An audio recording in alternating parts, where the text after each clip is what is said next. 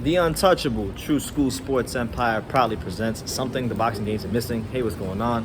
It's your boy BT, and I came here to talk some boxing with thousands of True School Sports subscribers. Right now, I'm patrolling the streets of downtown Miami.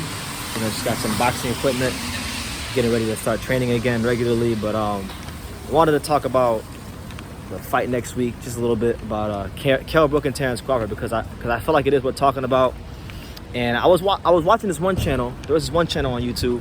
I want to give a shout out to him. He's a new channel. He's a British channel, but a good British channel. So shout out to British Boxing Brain. I don't know his actual name, but shout out to British Boxing Brain. He spoke a lot about this fight, and he got me fired up because a lot of the things he was saying about this fight with Kell Brook and Terence Crawford, I agree with. Now, I'm going to be honest, I don't think Kell Brook is going to beat Terence Crawford, but it would not surprise me one bit if he beat Terence Crawford at all. Because the reality is this. Let's paint the picture while we're here, in downtown Miami, walking around. Let's paint the picture. Kell Brook, whether you like it or not, Kell Brook is the best fighter Terence Crawford has ever stepped in the ring with. Welterweight, junior welterweight, or lightweight. He is the best fighter that Terence Crawford has ever stepped in the ring with. When we talk about Kell Brook, people might say, well, Kell Brook's a one-dimensional fighter. He's a basic 1-2 fighter. When we talk about Kell Brook when he's at his best, when he was at welterweight, he's someone that has arguably the best jab in the division, okay? And he might have the best right hand in the division. You see what I'm saying? Unfortunately for him, we don't need to get into this too much, but Eddie Hearn did ruin his career. Eddie Hearn did set him back. Eddie Hearn definitely, hurt him in more ways than one. Yo, guys, look, I'm going to get it too off top, but look, I'm walking by this bar, and they got the Mike Tyson, Roy Jones poster on a random bar. But, when we talk about Kell Brook, at his best, he had a chance to really be the best welterweight in the world. Now, the question we got to ask ourselves at 34 years old, with two broken eye sockets from Golovkin and Spence, how much does Kell Brook really have left to give? And I'll be honest with you, I was thinking about this a lot. I've spent a lot of time just trying to figure out what I believe about this fight. And I really think that Terence Crawford is going to fight a better version of Kell Brook than Errol Spence did. He's going to fight Special K. He's going to fight the guy that was the IBF welterweight champion of the world. He's going to fight the guy that fought Sean Porter. Because let's just be logical for a second. When Kell fought Errol Spence, and I'm not putting this on Errol Spence. I'm not trying to take away his win, but through no fault of Errol, he gets caught him at the right time. Eddie Hearn made a stupid decision to make Kell Brook fight Golovkin at 160 for a bunch of money, and then the IBF called mandatory, and he had to defend those belts. And credit to Kell, he could have just vacated the title and said, you know what, I'm going to 154, and I'm going to go explore a weight class that's more advantageous to me. But he said, no, I worked hard for this belt, and I'm going to defend this belt. I'm not just going to let some prospect walk into a vacant title and take everything I worked hard for. When I went to America and I beat Sean Porter, and by the way, he beat Sean Porter easier than anybody's beating Sean Porter. He beat him better than Spence did. He beat him better than Thurman did. So let's just establish that here on True School Sports when we talk about Kell Brook. I don't have any. I don't have anything. When it comes to Kell, right? When it comes to Kell Brook, he's someone that.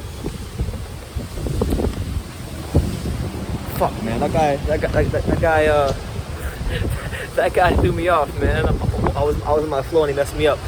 But Kell Brook, right? He's a very hungry fighter at this point in time. And a hungry fighter is a very dangerous fighter. A hungry fighter is a dangerous fighter. A hungry fighter is going to be someone that's going to really put a better effort forward. And you got to look at Kell Brook, right? He hasn't been in a big fight in 3 years. He's had 3 years of everybody talking about how he's washed up, how he's no good. He's had 3 years of people saying that he's no longer that guy no more. But on a positive note, he's also had 3 years of not taking any punishment against welterweights.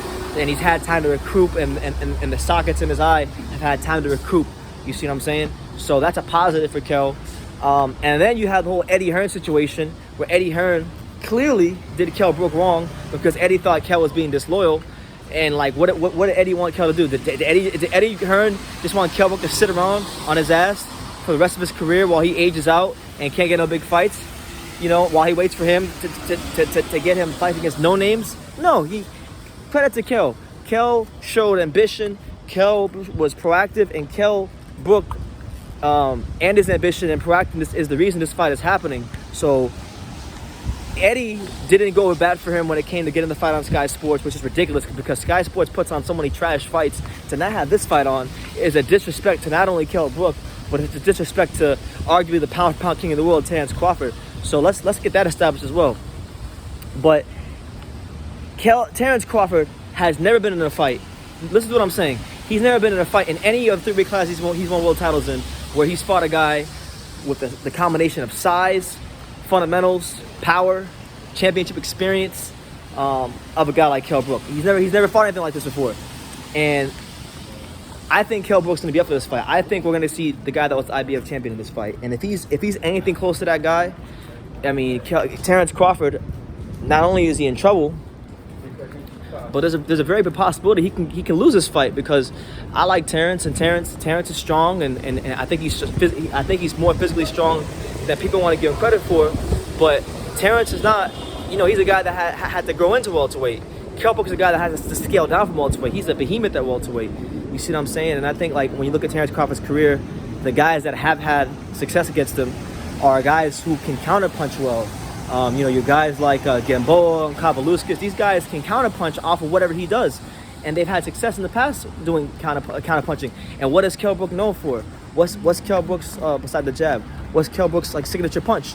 His signature punch is, as he would affectionately call it, the chocolate brownie, the right hand. So I feel like that would be a key punch for him in this fight. And, man, just what a great fight. I think it's a hell of a fight. I think it's one of the best fights of the year. And I think it's one of the best welterweight fights out there, believe it or not. Because of the fact that, you have Terence Crawford, who needs that test at welterweight. Kell Brook is the most proven and tried and true name that he'll have on his resume if he beats him. And Kell Brook needs that fight that's going to get the respect put back on his name that should have never even really left, because he's always shown a willingness to fight the best when it was and when it wasn't the most advantageous and convenient to him. And that said a lot about his character as a fighter in boxing. So just all the respect goes to Kell Brook. I'm excited for the fight because I'm a huge fan of both fighters, but at the same time, I'm also pissed off that the fight is happening because of the fact that I know how the culture of boxing fans is. I know how boxing fans are going to be. And these are two of my favorite fighters at welterweight over the last 10 to 15 years, Crawford and Brook. These are two guys that whenever they fight other people, I'm always rooting for them. So I just want the best man to win this fight. I want the fight to be as great as it possibly can. I want it to win Fight of the Year if it possibly can, which is going to be a big ask because there's been some great fights this year. But it's a lose-lose in a way for me as a boxing fan, because if Kell Brook beats Terence Crawford, right, I'll be happy Kell has gotten that name on his resume, but I'll be pissed off because I know that the Errol Spence fanboys are going to say that Errol was a hype job, Terence was a hype job, Terence got exposed, Terence did his other fight with Errol, this just proves it, right? So that'll piss me off greatly because Terence Crawford is far from overrated. You don't become a 3-discipline champion and become undisputed being an overrated trash can. And then if Kell Brook loses, the disrespect that shouldn't even be present for his career, because he's always shown the willingness to fight the best, is going to continue. And that also pisses me off. It pisses me off right now just even talking about it, because, boxing fans want fighters to fight the best fight.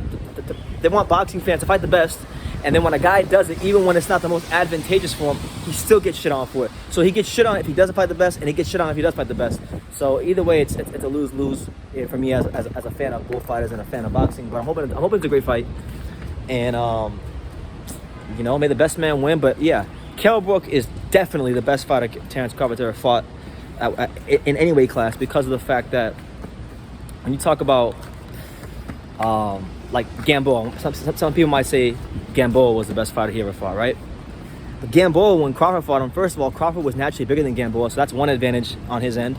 And then Gamboa was inactive. He had his whole promotional issues when he was signed to 50 Cent and SMS Promotions. So that's another advantage he had. So he fought an inactive, smaller guy, a good fighter. He was, that Gamboa was much better than the Gamboa that Devin Haney's in a fight. that fight shouldn't even be sanctioned because he, at least Crawford got a chance to fight Gamboa. Haney's not even gonna fight Gamboa. Haney's gonna fight the corpse of Gamboa. So at least he fought the better version of Gamboa. But Kell Brook is the best fighter that Terence Crawford has ever stepped in the ring with. And based on that fact alone, it makes this fight worth watching. It makes this fight scintillating. It makes this fight circled on my calendar. And we will 100%, without a shadow of a doubt, be live for that fight on T Sports. So you guys let me know what you think. What do you guys make of Terence Crawford versus Kell Brook, the matchup? What chance do you give Kell Brook? I would love to hear from you guys. If there's anybody out there that believes Kell Brook will win, let me know. If you think I'm crazy and has no chance, let me know as well. But either way, I appreciate you guys for taking the time to listen. Make sure you guys take the time to subscribe. And like I say in every single one of these videos, you can love me or you can hate me, but I'm just kidding. And until next time, take care, guys. I'm gonna enjoy